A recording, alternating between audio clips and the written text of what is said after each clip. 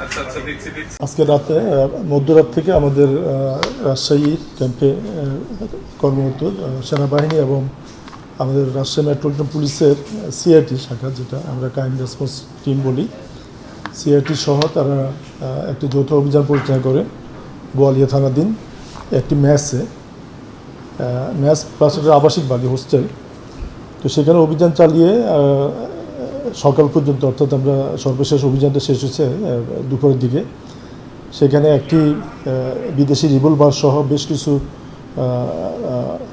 দেশীয় অস্ত্র, অন্যান্য সরঞ্জাম, বিশেষ করে কম্পিউটার, বিস্ফোরকের কিছু উপাদান পাওয়া গেছে এবং আটককৃতদেরকে বোয়ালিয়া থানায় হস্তান্তর করা হয়েছে। আমরা এখানে যদি অস্ত্র পাওয়া গেছে, বিস্ফোরক পাওয়া গেছে, সে আইনে তাদের বিরুদ্ধে মামলা রুজু হবে। পাশাপাশি যাদেরকে আটক করছে এদের অনেকে কিন্তু আবার বৈষম্য বিরোধী আন্দোলনের ছাত্রদের বিপক্ষে তাদের অবস্থান ছিল, সেখানে আমরা কিছু তথ্য পেয়েছি।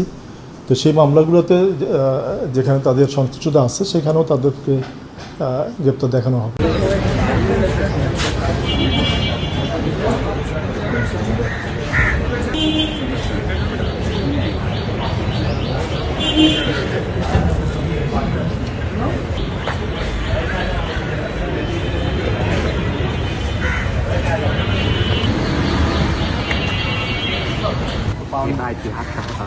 পাউন্ড আগে দিয়ে